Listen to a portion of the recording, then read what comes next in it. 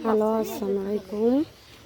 আপনারা সবাই কেমন আছেন? দেখেন আমার আব্বুর সবজি বাগান, কচু শাক, ঝাল, ডাঁটা, কলা গাছ। এখন আমার দুই মেয়ে এবং আমার ফুপু মরিচ তুলে দিচ্ছে। এইগুলো এখন আমার শ্বশুর বাড়ি নিয়ে যাব।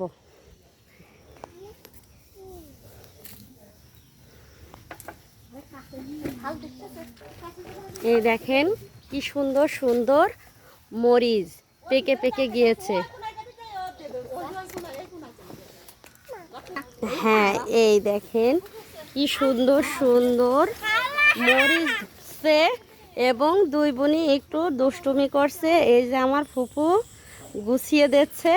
এইগুলো এখন আমি আমার শ্বশুর বাড়িতে নিয়ে যাব।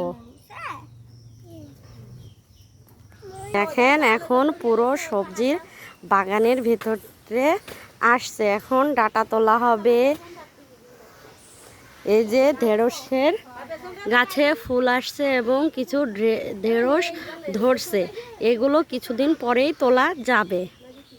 এই দেখুন কচু গাছ, তারপরে একটা মিষ্টি কুমড়া গাছ।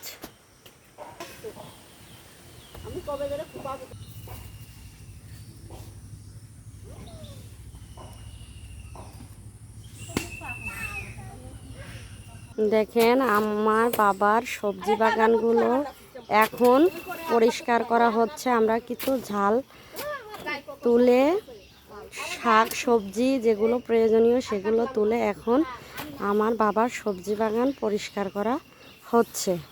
বৃষ্টিতে কিছু গাছগুলো হেলে গিয়েছে প্রচণ্ড বৃষ্টির কারণে। সেগুলো এখন খোপা পুঁতে দেওয়া হবে।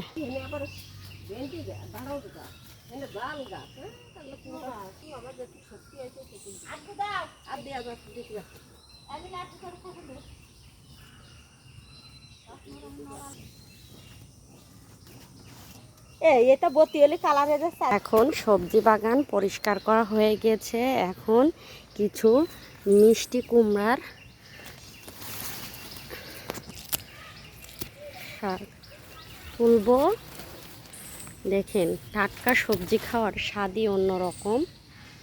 এগুলা বাসায় নিয়ে যাব, বাসায় নিয়ে গিয়ে রান্না করব।